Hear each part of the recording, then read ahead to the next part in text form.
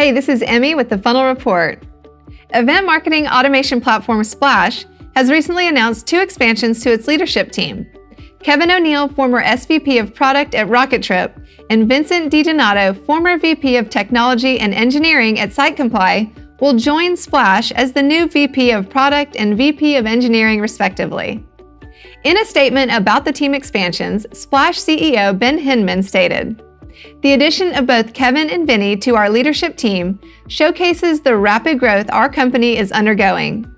Being able to expand our product and engineering departments will dramatically drive our innovation within the event marketing tech space."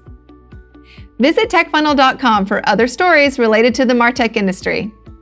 Connect with us on Facebook, Twitter, LinkedIn, and Instagram.